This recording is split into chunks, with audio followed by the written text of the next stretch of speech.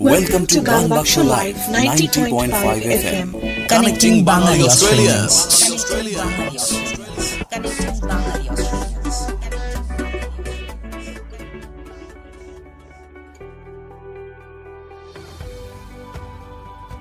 মানুষ ভাঙো মুখের মৌনতা, জালো আগুন গাঢ় গভীরতর, প্রতিবাদের স্পষ্ট হোক ভাষা, নতুন ভোরের খোঁজে লড়াই জারি রাখো।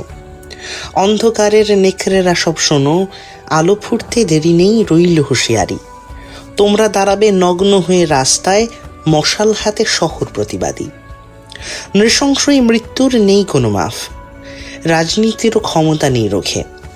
মানুষ আজ নেমেছে পথের দাবিতে, স্বাধীন রাষ্ট্রে স্বাধীনতাটুকু চেয়ে।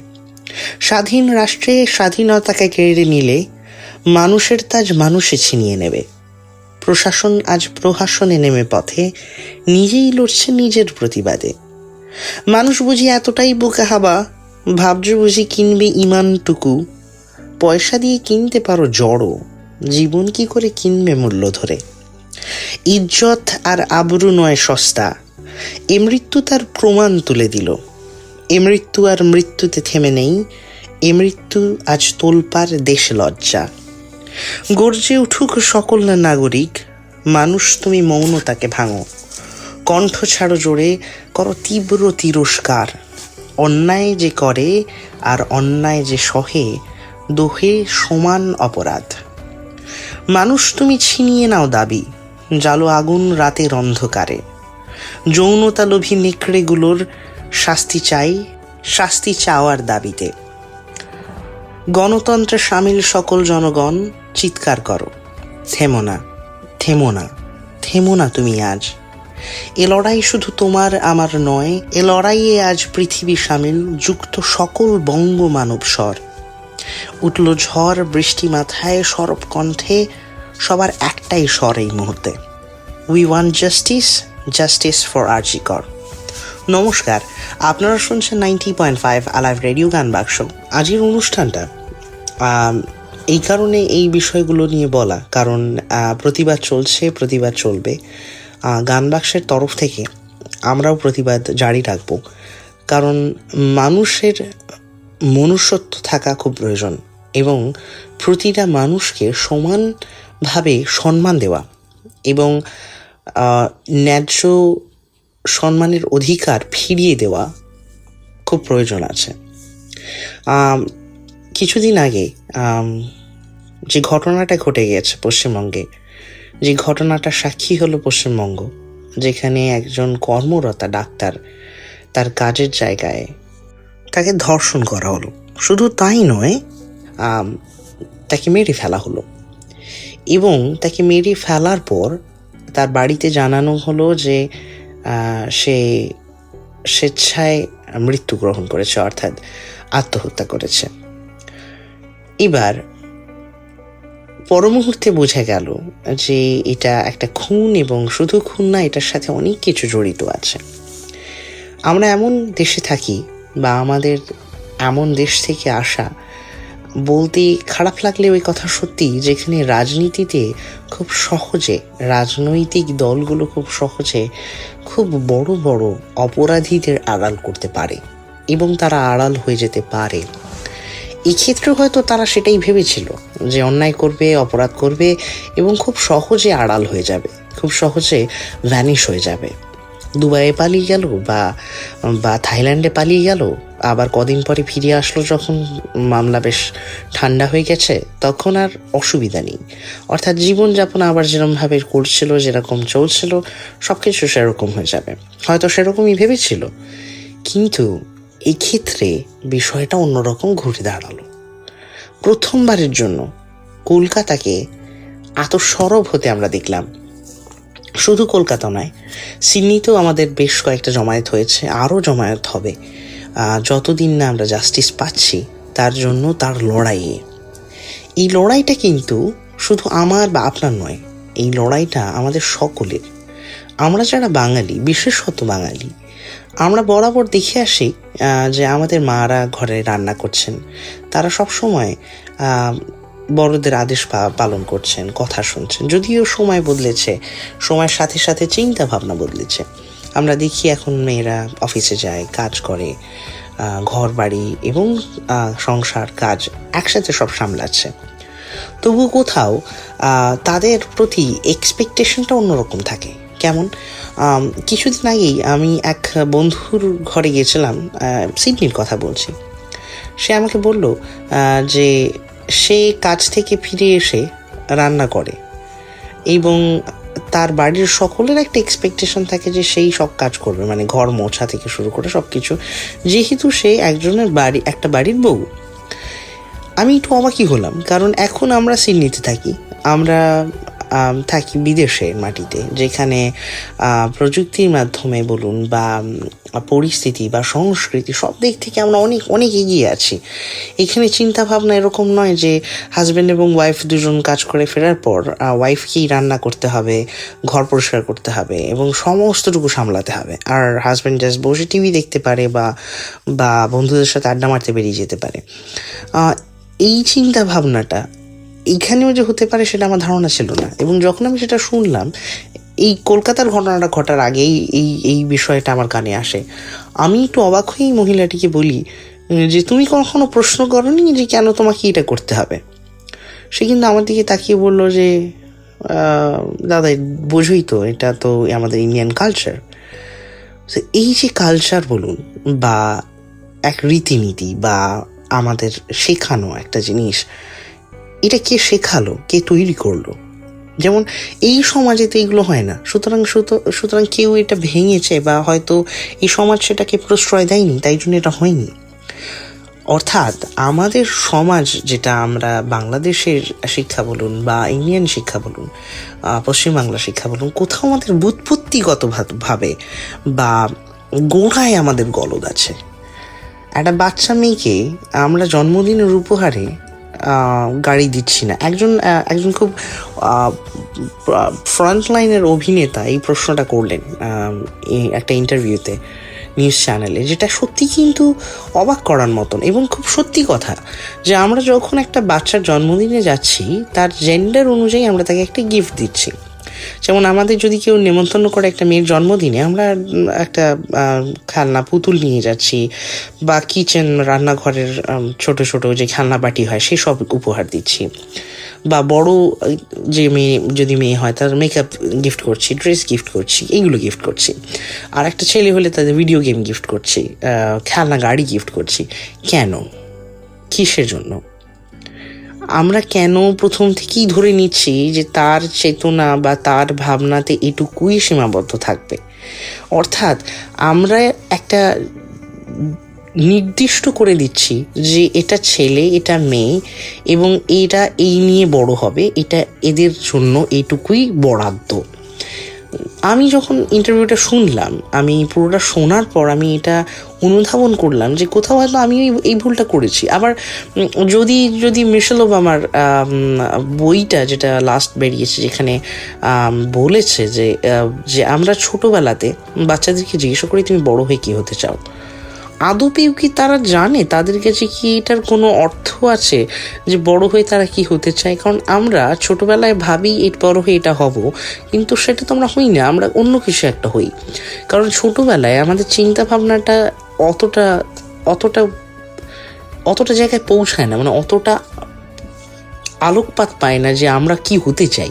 মানে আমাদের ব্রেনগতভাবে, গঠনগতভাবে বা আমাদের চিন্তা ভাবনা দিক থেকে যদি আমরা দেখি, আমরা যে কি হতে চাই সেটা যে একটা পরিকল্পনা বা সেটার প্রতি যে পরিশ্রমের প্রয়োজন, সেটা যে কোথায় যেতে পারি, কি করতে পারি, কি ভালো লাগতে পারে, কি খারাপ লাগতে পারে, সেটা কিন্তু আমরা জানি না। জন্মের পরেই আমরা বলতে পারি না, কিন্তু আমরা এই প্রশ্নের সম্মুখীন হই। অর্থাৎ আমাদেরকে কেউ এই প্রশ্ন করে থাকেন। এই যে কথাগুলো আমরা শুনি বা জানতে পারি, এইগুলো কিন্তু খুব অদ্ভুতভাবে মূল্য রাখে না যখন আমরা বড় হই। আজকে আমি যখন ছোট ছিলাম, আমার একটা অন্যরকম চিন্তাভাবনা ছিল, আমি অন্য কিছু হতে চাইছিলাম, কিন্তু আমি সেটা হইনি। তার মানে এটা নয় যে আমি মিথ্যে কথা বলেছি ছোটবেলায়, বা আমি এখন বড় হয়ে যেটা হয়েছি সেটা আমার পছন্দের নয়। এটা আসলে আমরা কেউই জানি না যে কখন আমাদের কি ভালো লাগবে, কখন আমাদের কি ভালো লাগবে না। আবার ওই মুখ্য উদ্দেশ্যে ফিরে যায়, যেরকম একটা বাচ্চাটাকে আমরা একটা নির্দিষ্ট জেন্ডারের মধ্যে আবদ্ধ করার চেষ্টা করছি এবং সেখানেই কিন্তু গোড়ায় গলদ হচ্ছে। এই ক্ষেত্রে আমার বলার যে এই যে নির্দিষ্ট করা, সে বড় হয়ে হতেই পারলো একটা ছেলে হয়ে তার মেকআপ করতে ভালো লাগতেই পারে, বা সে একজন মেকআপ আর্টিস্ট হতেই পারে, সে একজন ডান্সার হতেই পারে।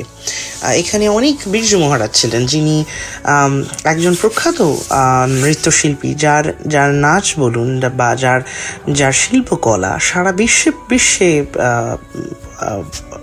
আলোড়ন ফেলেছে।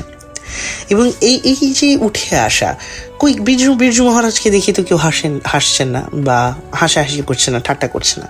কিন্তু আবার বেশ অনেক জায়গায় যদি দেখেন, তার ওই নাচ করা নিয়ে কিন্তু তাকে কম কথা শুনতে হয়নি। আমরা হয়তো যখন উনি এস্টাবলিশড হয়ে গেছেন, যখন উনি পরিচিত, যখন উনি প্রতিষ্ঠিত হওয়ার পর উনি যে সম্মান পেয়েছেন, ওনার সাক্ষাৎকার যে পুরনো, এখন তো উনি নেই এখানে, আর উনি বেঁচে নেই, কিন্তু উনি যখন ছিলেন তখন ওনার বেশ কিছু সাক্ষাৎকারে শুনতে হয়েছে যে ওনাকেও কিন্তু কম অ্যাটাক হতে হয়নি, তাকেও কিন্তু অনেক রকমভাবে আক্রমণ করা হয়েছে যে কেন সে সেটা করছে, কারণ এটা একটা মেয়েদের কাজ। তো কে ঠিক করে দিল যে নাচ করাটা শুধু মেয়েদের কাজ?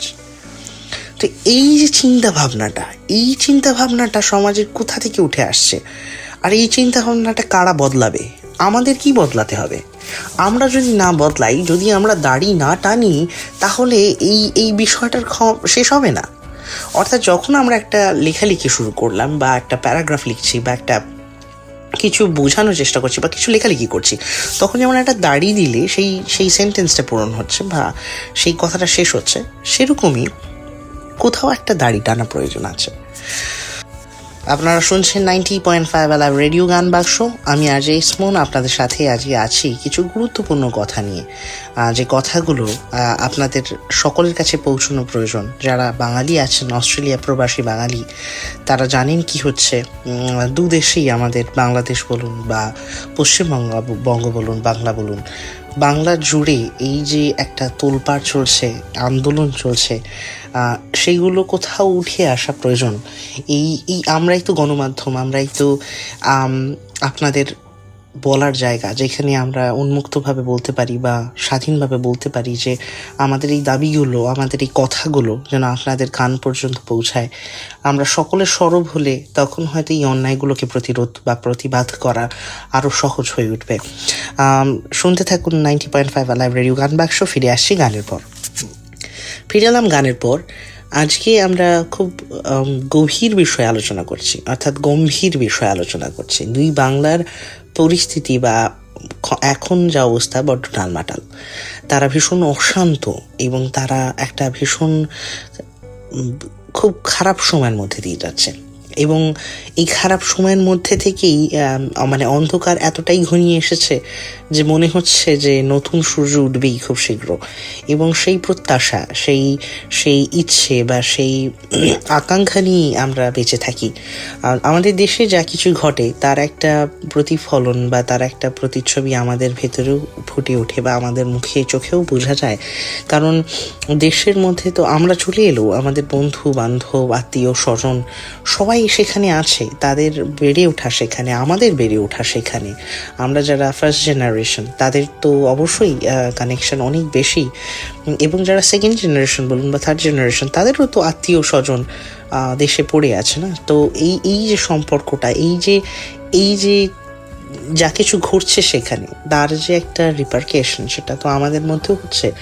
আমরা সকলে স্ট্র্যাথভিলে জড়ো হলাম কিছুদিন আগে এই প্রতিবাদের জন্য, জাস্টিস ফর আরজি করের জন্য, এবং সেখানে বহু মানুষের মুখ দেখতে পেলাম যারা কিন্তু শুধু বাঙালি নয়, যারা ইন্ডিয়ান প্রচুর মানুষ ছিলেন, বাংলাদেশে প্রচুর ছিলেন কিন্তু ইন্ডিয়ানও প্রচুর ছিলেন। এই যে আমরা জড়ো হলাম, আমরা তো জানি যে আমরা এখানে জাস্টিস চেয়ে কলকাতা বা বাংলাদেশে কিছু বদলাতে পারবো না, বা কলকাতা বা বাংলাদেশে কিছু পরিবর্তন হবে না আমরা এখান থেকে চিৎকার করলে। কিন্তু তবুও আমাদের জড়ো হওয়ার কারণ তো ওটাই ছিল না, যে এটা বোঝানো যে আমরা দেশের বাইরে থেকেও আমরা কতটা যুক্ত আছি, এবং এটা বোঝানো শুধু নয়, এটা পৌঁছে দেওয়া তাদের কানে যে কলকাতা তোমার পাশে আমরা আছি, বাংলাদেশ তোমার পাশে আমরা আছি, বা পশ্চিমবঙ্গ তোমার পাশে আমরা আছি। এই তথ্যটা বা এই খবরটা ওদের পৌঁছানো খুব প্রয়োজন, যে ওরা একা লড়ছে না, দেশে বিদেশে পৃথিবীর প্রতি প্রান্তে প্রতিটা বাঙালি মানুষ তাদের ভেতর থেকে এই লড়াই জারি থাকুক বা জারি রাখছে। কিছুদিন আগে আরও একটা ঘটনা ঘটেছে কলকাতায়, সেটা হচ্ছে যে আমরা সবাই জানি যে ইস্টবেঙ্গল মোহনবাগান দুটো ফুটবল ক্লাব আছে আমাদের, যেখানে আমরা ফুটবল খেলা হয়, আমাদের ডার্বি ম্যাচ হচ্ছে ভীষণ পপুলার ম্যাচ, ফুটবল খেলা ম্যাচ, যেখানে ইস্টবেঙ্গল মোহনবাগান দুটো আলাদা আলাদা ভাগ হয়ে যায় স্টেডিয়ামের, এক পাশে বসে ইস্টবেঙ্গল, এক পাশে বসে মোহনবাগান, এবং তারা ভীষণ রকম মানে একটা সরগরম খেলা হয়, যেখানে দুপক্ষকে ছেড়ে কথা বলার নয়। ইলিশের সাথে চিংড়ি মাছের লড়াই, অর্থাৎ ইলিশ হচ্ছে রিপ্রেজেন্ট করে ইস্ট বেঙ্গলকে, কারণ ইস্ট বেঙ্গল হচ্ছে ধরেই নেওয়া হয় বাংলাদেশি বাঙালি যারা রিফিউজি হিসেবে, বা যারা পরবর্তীকালে মানে স্বাধীনতার প্রাককালে বা পরবর্তীকালে দেশে এসেছে, ইন্ডিয়াতে এসেছে, তাদেরকে বলা হয়। আর যারা মোহামেডান বা যারা মোহনবাগান হচ্ছে বেসিক্যালি যারা এদেশীয়, অর্থাৎ যারা পশ্চিমবঙ্গেই জন্মেছে বা পশ্চিমবঙ্গেই যাদের বসবাস। কিন্তু এখন কি হয়, এখন অনেকেই আছে যাদের বাবা বা পূর্বপুরুষ সূত্রে যারা বাংলাদেশে জন্মেছে, কিন্তু তারাও মোহনবাগানকে সাপোর্ট করে। মোহামেডান অ্যান্ড ইস্ট বেঙ্গল, এই তিনটি দল একসাথে যুক্ত হয়ে গেল। এটা একটা দেখবার মতো দৃশ্য তৈরি করলো, যেটা আমরা পশ্চিমবঙ্গে কোনো দিনও দেখিনি, যেখানে সরকার, আমাদের বর্তমান সরকার বললেন যে ডার্বি ম্যাচ খেলা হবে না, তার কারণ সরকার উপযুক্ত বা অনেক পুলিশ নিয়োগ করতে পারবেন না, কারণ পশ্চিমবঙ্গের পরিস্থিতি এখন যেহেতু ভীষণ রকম সরগরম, যেখানে যখন তখন মিছিল বেরিয়ে পড়ছে, যখন তখন প্রতিবাদী সভা গড়ে উঠছে, এবং সেটাকে প্রোটেক্ট করার জন্য প্রচুর পুলিশের প্রয়োজন আছে, এবং সেই জন্য ঘোষিত হলো যে খেলা হবে না, এবং সেটার একটা বিশাল এগেনস্টে চলে গেল মানুষজন, কারণ ডার্বি ম্যাচ কিন্তু ভীষণ ইমোশনালি কানেক্টেড মানুষের সাথে, এবং যেই মুহূর্তেই ঘোষণা হলো, সাথে সাথে ইস্টবেঙ্গল, মোহনবাগান এবং মোহামেডান এই তিন দল ঠিক করে নিল যে তারা একসাথে প্রতিবাদ করবে জাস্টিস ফর আরজি কর। এবং তারা ঠিক তার পরের দিনই যখন রাস্তায় নামলো, কাতারে পুলিশ সেই সমর্থকদের তুলে নিয়ে গেল জেলে।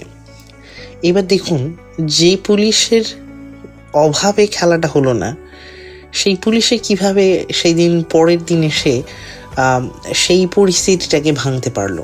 কিন্তু একটা জিনিস ভাঙতে পারলো না, সেটা হচ্ছে প্রশাসন হয়তো প্রশাসনের মতো করে চেষ্টা করলো, একটা প্রশাসনই তৈরি করলো যেখানে মানুষকে হাসতে বাধ্য করলো, এটা ভাবিয়ে যে সে পুলিশ দিতে পারলো না প্রথম দিন, খেলা চললো না পুলিশের অভাবে। পরের দিন যখন তারা প্রতিবাদে নামলো, সকল ইয়াং ছেলেমেয়েরা, তাদেরকে তুলে নেওয়ার জন্য তার পুলিশের অভাব পড়লো না। এটাই হচ্ছে আমাদের দেশের চিত্রনাট্য এই মুহূর্তে, যেটা আমরা এখান থেকে দেখছি আর ভাবছি যে এই বাংলাকে আমরা তো চাইনি, এই বাংলা বা এই দেশ তো আমরা চাইনি, এই সমাজ তো আমরা চাইনি, যেখানে ন্যায্য কথা বললে জিভ টেনে ছেড়ে নেওয়া হয়, যেখানে ন্যায্য কথা বললে বলা হচ্ছে ফেসবুক থেকে, প্রোফাইল থেকে ডিলিট করে দিতে, কন্টেন্ট ডিলিট করে দিতে, যারা কথা বলছে, যারা প্রতিবাদ করছে অন্যায়, তাদেরকে তুলে নিয়ে যাওয়া হচ্ছে। এই যে প্রতিবাদী এই মানুষগুলো একা নয়, এই মানুষগুলোর পিছনে সমস্ত রাজ্য এখন দাঁড়িয়ে আছে। কত মানুষকে তুলে নিয়ে যাওয়া যায়, কত মানুষকে এভাবে তুলতে পারবে, তাই না? এটাই দেখার। এইবার যে রকমভাবে মানুষ সরগরম হয়েছে, সত্যি কথা বলতে গেলে আমার মা, তার বয়স 60-এর কাছাকাছি, যেদিনকে যখন ঘোষিত হলো যে 14 তারিখ রাত্রিবেলা, অর্থাৎ 15ই আগস্ট তো ইন্ডিয়ার স্বাধীনতা দিবস, তো এই বছর কেউ স্বাধীনতা দিবস পালন করবে না বলে সিদ্ধান্ত নিলেন। শুধু তাই নয়, এই সিদ্ধান্ত নেওয়া হলো যে 14 তারিখ রাত্রিবেলা প্রত্যেকে রাত 12টার সময় রাত দখল করবে মেয়েরা। মেয়েদের রাত দখলের একটা আওয়াজ উঠল, সেই আওয়াজে সাড়া দিল সারা পশ্চিমবঙ্গ। আমাদের দুর্গাপুজোর সময় যত ভিড় হয় তার থেকে অনেক গুণ বেশি ভিড় সেই 14 তারিখ রাত্রে আমরা দেখতে পেলাম, যেটা সোশ্যাল মিডিয়ার মাধ্যমে ভাইরাল হলো এবং সবাই দেখতে পেয়েছে যে কি পরিমাণ লোক রাস্তায় নেমেছে। এমন কেউ ছিল না যারা হয়তো ঘরে বসেছিল, হয়তো কেউ কেউ ছিল যারা যুক্ত আছে বা যারা যুক্ত সরাসরি না হলেও ঘুরিয়ে পেঁচিয়ে যুক্ত আছে এই অন্যায়ের সাথে, হয়তো তারা ছিলেন, অথবা যারা ভীষণ অসুস্থ বা যারা পারলেন না তারা। কিন্তু যারা সশরীরে সুস্থভাবে ছিলেন তারা প্রত্যেকে সে রাতে রাস্তায় নেমেছিলেন। এমনকি আমার মাও সেদিনকে রাস্তায় নেমেছিলেন, যেখানে তার কিন্তু পরিবার কেউই এখন সেখানে নেই, কিন্তু তবু ওই যে অন্যায়ের বিরুদ্ধে আওয়াজ তোলা, অন্যায়ের বিরুদ্ধে কথা বলা, এটা যে কতটা প্রয়োজন হয়ে উঠেছে, কতটা প্রয়োজন হয়ে পড়েছে এই মুহূর্তে, সেটার প্রমাণ দেওয়ার জন্য প্রতিটা মানুষ সেদিনকে রাস্তায় ছিল। একটা রাজ্য, যে রাজ্যটি একটি মহিলার নেতৃত্বে চলছে, সেই রাজ্যে মহিলারাই যখন সংরক্ষিত নয়, সেটা একটা বিশাল বড় প্রশ্ন উঠেই আসে। এবং অদ্ভুতভাবে দেখুন, আরেকটা মজার ঘটনা যেটা আমরা দেখলাম, বা একটা মজার ঘটনা যেটা ঘটলো আমাদের সাথে, সেটা হচ্ছে আমরা জাস্টিস চাইছি, আমরা অন্যায়ের বিরুদ্ধে আওয়াজ তুলছি, আমরা প্রশ্ন করছি প্রশাসনকে যে উই ওয়ান্ট জাস্টিস, এবং হঠাৎ করে আমরা দেখলাম যে প্রশাসন আমাদের পাশে মিছিলে নামলো, প্রশাসন আমাদের সাথে মিছিলে হাঁটছে। আমরা না হয় প্রশাসনের কাছে চাইছি, দাবি করছি, প্রশাসন কার কাছে দাবি করতে নামছে রাস্তায়? তো খুব পরিষ্কারভাবে বোঝা যায় যে আমরা বলছি বিষয়টাকে অরাজনৈতিক রাখতে, আমরা বলছি বিষয়টাকে রাজনীতির সাথে গুলিয়ে না ফেলতে, কিন্তু রাজনীতি সেই ঘুরে ফিরে চলেই আসছে। আমরা চাইছি না রাখতে, কিন্তু রাজনীতি যখন বারবার এসে ধরা দিচ্ছে, তখন সেক্ষেত্রে আমরা রাজনীতি থেকে কি করে সরে দাঁড়াবো? সেক্ষেত্রে আমরা রাজনীতিকে কীভাবে ব্যতিক্রমী বলবো? যেভাবে এই অপরাধীগুলোকে সরানো হলো, যেহেতু তারা কোনো একটি নির্দিষ্ট দলীয় সংগঠনের সাথে যুক্ত বলে বা তাদের কোনো সংযোগ আছে বলে, হঠাৎ করে রাতের মধ্যে এতগুলো ভুল তো একটা মানুষ করতে পারে না। প্রথমত একটা মানুষ, একটা মেয়েকে রেপ করা হলো, এবং একটা মেয়ের রেপ শুধু না, তাকে খুন করা হলো, তার মা বাবাকে বলা হলো যে সে আত্মহত্যা করেছে। এটা তো, তার মা বাবা তো মিথ্যে কথা বলছে না, তার মা বাবা তো এই কথা মিথ্যে বলছে না, যেখানে বলা হচ্ছে যে তাকে তার হসপিটালে যাওয়ার সাথে সাথেই নাকি তাদের বাবা মাকে দেহ দেখতে দেওয়া হয়েছে, যেখানে বাবা মা বলছে না, আমরা আমাদের মেয়ের দেহ দেখতে পাইনি রাত 3টে অবধি। সুতরাং বাবা মা হয়ে তারা সব হারিয়ে তো মিথ্যে কথা বলবে না, তাদের দাবিটা খুব ন্যায্য। এবং শুধু তার বাবা মাই সেখানে ছিলেন না, আরও অনেক মানুষের উপস্থিতি ছিল। এই যে মানুষগুলো মিথ্যে কথা বলছে, নিজেদের অন্যায় ঢাকার চেষ্টা করছে, সেই মানুষগুলো আর কত মিথ্যে কথা বলবে? এই সাধারণ মানুষের একটাই দাবি যে সত্যিটা স্বীকার করতে তো আপত্তি নেই যে আমি করেছি বা আমার দলের লোক করেছে বা আমার দলের লোক এটার সাথে যুক্ত আছে, এই সত্যিটা স্বীকার করতে এত বড় ঘটনা তৈরি করার তো মানে নেই। সেখানে একজন আমাদেরই পশ্চিমবঙ্গের আইকন, যে শুধু পশ্চিমবঙ্গের না, ইন্ডিয়ান আইকন হিসেবে পরিচিত, সেও বলে দিল একটা দুর্ঘটনা তো হতেই পারে, তার থেকে বোঝা যায় না যে আমার পশ্চিমবঙ্গ সেফ নয় বা আমার ইন্ডিয়া সেফ নয়। এই যারা মন্তব্য করছে তারা হয়তো সাধারণ, তাদের হয়তো মস্তিষ্কের বিগ্রতি ঘটেছে, অথবা তারা বোধ শক্তি হারিয়ে ফেলেছেন বলি আমি বলবো। কারণ এটা একটা সাধারণ ঘটনা হতে পারে না। একটা ডাক্তার যে কিনা জনসেবায় নিজেকে নিযুক্ত করেছেন, যে 38 ঘন্টা কাজ করছে টানা শুধুমাত্র মানুষকে সেবা দেবে বলে, মানুষের প্রাণ বাঁচাবে বলে, তাকে এত নৃশংসভাবে মেরে ফেলা, এইটা একটা সাধারণ ঘটনাতে থেমে থাকতে পারে না। এবং তার জন্যই সিডনিতে এতগুলো মানুষ পথে নেমেছিল সেদিনকে, এবং আবারও পথে আমাদের পরিকল্পনা চলছে। আপনারা একসাথে, নিশ্চয়ই আমরা আবার একসাথে গলা ফাটাবো, একসাথে চিৎকার করব, একটাই কথা পৌঁছানোর জন্য যে আমরাও আছি এবং আমরা ওই জাস্টিসটা চাইছি। আমরা সেদিনকে যে ভদ্রলোক আমাদেরকে সহযোগিতা করেছিলেন জায়গাটা ব্যবস্থা করে দিতে স্ট্রাথভেলের, তিনি বলেছেন যে আমরা এই সিভিলাইজড একটা সমাজে বাস করি, আমাদের এখানে এই সব কিছুর ভয় না থাকলেও তো থেকে যায়। তো সেই কথা তো সত্যি যে পৃথিবীর কোনো দেশ, কোনো রাজ্য, কোনো রাষ্ট্র, কোথাওই এই কথা বলা যায় না যে আমি সম্পূর্ণভাবে সেফ। তবুও নিজেকে সংরক্ষণ করা আর নিজেকে একটা সমাজকে সংরক্ষণ করার মধ্যে অনেকটা পার্থক্য আছে, এবং সেই সমাজটাকে সংরক্ষণ তখনই করা যায় যখন সমাজের প্রতিটা মানুষ জানে যে তার পারিপার্শ্বিক মানুষকে কিভাবে সংরক্ষিত করতে হয়, বা কিভাবে তাদের আগলে রাখতে হয়, সাপোর্ট করতে হয়, বা কিভাবে অন্যায়ের প্রতিবাদ করতে হয়, এবং কিভাবে মানুষকে অন্যায় থেকে রোখা যায়। এইটা তো খুব কমন ব্যাপার। একটা সত্যি কথা বলতে গেলে আরেকটি ইন্টারভিউ দেখলাম, যেখানে আমার সেই ইন্টারভিউটা ভীষণ ভালো লাগলো, যেখানে যারা আমাদের কলকাতার আমরা যেটাকে বলি প্রস্টিটিউট এরিয়া বা বেশ্যাপাড়া বলে যেটা পরিচিত শোভাবাজারে, সেটাতে একটা বনিদিয়ানা আছে, অনেক বাবুরাই সেখানে যান। সেখানের যারা মহিলা, তারা বলছে যে রেপ কেন করছে, আমরা তো এখানে আছি, আমাদেরকে যদি তারা পয়সা দেয়, তাদেরকে আমাদের অনেক টাকাও দিতে হয় না। এমনও হয় যে 50 টাকা তাদের পকেটে আছে, বা 40 টাকা তাদের পকেটে আছে, 25 টাকা পকেটে আছে, সেইটাও যদি আমাদের দেয়, তারা যেটা চাইছে সেটা পাবে। কিন্তু তাদের রেপ কেন করতে হচ্ছে?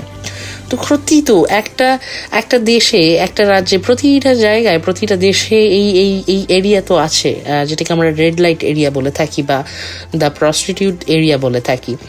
তারা তো এই কাজের জন্যই নিয়োগ করেছে নিজেদেরকে। এবং সেক্ষেত্রে যদি এতটাই লালসা থাকে মানুষের ভেতরে, এতটাই খিদে থাকে, তাহলে তো সেটা সেখানে গিয়ে করা যায় না।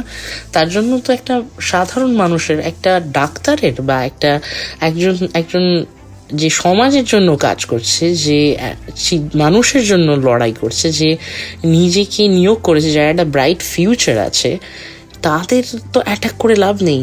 আসল কথা গোড়ায় গলদ, বারবারই একটা কথা বলছি যে গোড়ায় গলদ, যেটা আমরা বুঝতে পারছি সকলে, যে রাজনীতিটা এতটাই নোংরায় নেমেছে, বা এতটাই নোংরা যে গলা তুলতে গেলে বা আওয়াজ তুলতে গেলে কখন যে আপনার কণ্ঠ রোধ হয়ে যাবে সেটা আপনি নিজেও বুঝতে পারবেন না, এবং সেটা ফিরে আসবে না। এবং কেউই চায় না যে নিজেকে বিপদে ফেলে দেশের উন্নতি ঘটাতে এখনকার দিনে। কারণ আমরা সবাই খুব ভীত, কারণ আমরা ভয় পাই, আমাদের জানের ভয় পাই, আমরা ভয় পাই, আমাদের প্রাণের ভয় পাই। যারা পায় না তারা ওই যে বাংলাদেশের যে সকল ছাত্রছাত্রীরা বুক চেতিয়ে গুলির সামনে দাঁড়িয়ে নিজেদের জীবন দিল, আজকে একটা ভালো গণতন্ত্র কিন্তু তাদের ওই জীবনের বিনিময় এসেছে। সেরকমই ওরকম সাহস হয়তো কিছু মানুষের হবে, ওরকম সাহস হয়তো আমরা দেখতে পাবো পরবর্তীতে, জানি না তা হবে কি না, বা তা হওয়ার সম্ভাবনা আছে কি না। কিন্তু যদি হয়, সেই সাহস যদি মানুষ দেখাতে পারে, তাহলে হয়তো প্রাণ যেতে পারে, হয়তো তাদের প্রাণকে যেতে পারে না, নিশ্চয়ই যাবে। এতটাই ভয়াবহ রাজনীতিটা, এতটাই ভয়াবহ এখনকার দিনে। পৃথিবীর যে কোনো দেশের রাজনীতি প্রথমত মানুষের দাবির জন্য, মানুষের চাহিদা নিবারণের জন্য তৈরি করা হয়েছিল। যে রাজনীতিটা এখন কেবলই দলীয় কেন্দ্রিক এবং স্বার্থ কেন্দ্রিক হয়ে দাঁড়াচ্ছে। এবং এই রাজনীতির ব্যাখ্যা কিন্তু আসল রাজনীতি বা পলিটিক্স, যারা পলিটিক্যাল সায়েন্স পড়াশুনো করেছেন তারা জানবেন। যেহেতু আমি আমার পড়াশুনোর ক্ষেত্রে পলিটিক্যাল সায়েন্স ছিল, সেই ক্ষেত্রে যা ব্যাখ্যা করা, মানে যেভাবে পলিটিক্যাল পার্টিগুলো উঠে এসেছে বা যেভাবে পলিটিক্যাল পার্টিকে তৈরি করা হতো বা তৈরি করা হয়েছিল, যে কারণে পলিটিক্স বিষয়টি যে কারণে তৈরি করা হয়েছিল বা যে কারণে তার অস্তিত্ব আছে, সেই জায়গায় কেউই দাঁড়িয়ে থাকতে পারছে না।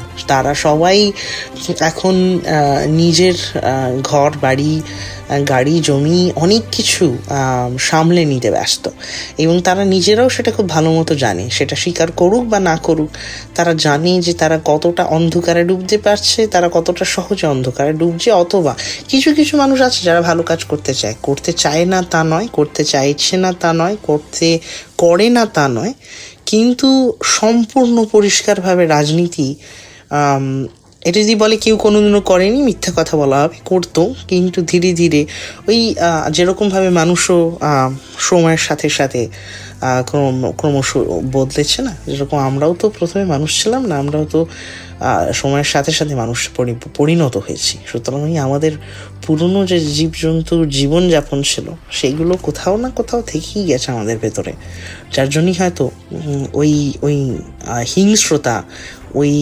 লালসা এবং ওই ভীষণ রকম নৃশংস খিদে আমাদের ভেতরে রয়ে যাওয়ার ফলশ্রুতি হচ্ছে এই সব ঘটনাগুলো, যেগুলো নাড়া দিয়ে যাচ্ছে শুধু নয়, যেগুলো তোলপাড় করে দিচ্ছে, এবং যেগুলোর প্রতিচ্ছবি আমাদের জীবনে পড়ছে শুধু নয়, আমাদের আগামী প্রজন্মের জীবনে প্রশ্ন তুলছে যে তারা কতটা সেফ তাদের জীবনে। আর যদি আমরা এই দেশে থাকি, এই দেশ থেকে আমরা যখন আমাদের দেশে ঘুরতে যাওয়ার জন্য যাব, তখনও 10 বার ভাবতে হবে যে বাড়ির মেয়েটাকে বাইরে কতক্ষণ বাইরে রাখা যায়, বা তারা বেরোতে পারবে কি না, তারা কোন জামা কাপড় পরবে, কারণ আমাদের অনেক কিছু বাড়তি ভাবনা এসে যাবে মাথায়।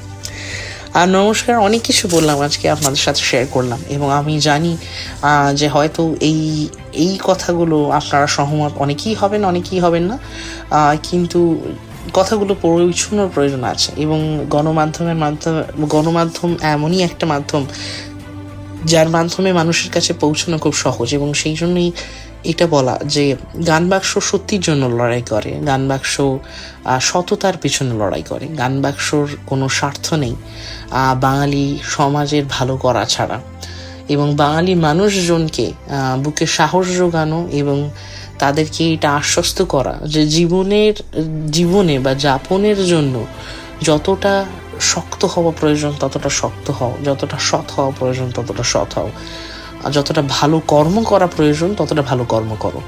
কারণ বিনিময়ে যদি আমি কিছু চেয়ে বসে থাকি, সেই বিনিময় প্রথার মাধ্যমে আমি অনেক কিছু হারাবো। তার থেকে নিঃস্বার্থভাবে ভালোবাসতে শিখলে, নিঃস্বার্থভাবে সমাজের প্রতি ভালো দর্শন যদি দেওয়া যেতে পারে, তাতে আমার ফিরে পাওয়ার কিছু নেই, বরং আমি যখন বিদায় নেব তখন আমার সাথে এই ভালো কর্মগুলো যাবে। আপনারা শুনছিলেন 90.5 আলাইভ রেডিও গান বাক্স। আমি RJ ইসমন আপনাদের সাথে আজকে ছিলাম কিছু গুরুত্বপূর্ণ বিষয় আড্ডা নিয়ে, কথা নিয়ে, যেটা আপনাদের কাছে পৌঁছানো প্রয়োজন ছিল। ফিরে আসবো আবারও আগামী শনিবার। আমরা থাকি প্রত্যেক শনিবার বেলা 12টা থেকে 2টো পর্যন্ত। ভালো থাকুন, সুস্থ থাকুন, সুস্থ মনে থাকুন, ভালো মনে থাকুন, ভালো চিন্তায় থাকুন, ভালোবেসে থাকুন।